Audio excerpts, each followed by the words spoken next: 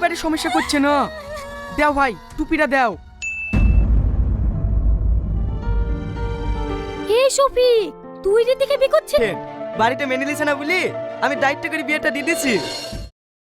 প্রিয় দর্শক, প্রতিশোধ পার্ট 2 আপলোড করা হয়ে গেছে, আপনারা দেখে আসতে পারেন। প্রতিশোধ পার্ট 2তে শফিক, টনি, সালমা, রীতি আরও অনেকেই অভিনয় করেছেন। শফিক রীতিকে বিয়ে করে এবং বিয়ে করার পরে তারা একে অপরে অনেক ঝগড়া হতো, মনোমালিন্য হতো। কারণ শফিক তার স্ত্রীকে তার বয় স্কুল ফ্রেন্ডের সাথে নাচতে দেখে তার মনের ভিতরে অনেক রাগ হয়। সে বুঝতে পারে যে এভাবে তাকে শিক্ষা দিলে হবে না। তো তাই তার বান্ধবীর সাথে কথা বলে তারা প্ল্যান করে এই কাজগুলো করতেছিল।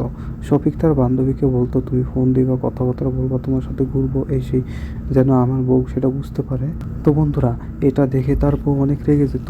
অনেক রেগে যেয়ে সে মনে মনে অনেক কথা বলতো এবং তার বান্ধবীর সাথে সালমার সাথে কথা বলে। সালমার সাথে কথা বলে তারা জানতে পারে যে সে এই কাজটা করেছিল, সে তার বন্ধুর সাথে ডান্স করছিল। সেটা দেখেই শফিকের আজকের এই অবস্থা। শফিক আমার সাথে কথা বলে না, শফিক আমার সাথে থাকে না, খায় না, এই সেই বলতেছিল।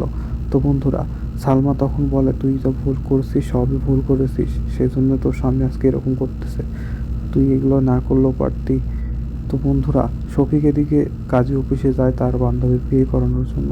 এটা দেখে শফিকের বউ সে অনেক রেগে যায় এবং খুবই কষ্ট পায়। তাই তার সালমাকে নিয়ে কাজী অফিসে যায়, যে দেখে সেখানে বিয়ে হচ্ছে। তো বন্ধুরা, তখনই শফিক বলে যে তুমি যদি তোমার বয়স স্কুল ফ্রেন্ডের সাথে নাচতে পারো, তাহলে আমি আমার ফ্রেন্ডের সাথে কেন ঘুরতে পারবো না? আর এটা তোমাকে শিক্ষা দেওয়ার জন্যই আমরা প্ল্যান করে করেছি। এখানে তো রীতি কোনো দোষ নেই, এটা আমি পার্সোনালি ব্যক্তিগতভাবে আমরা এটা করেছি।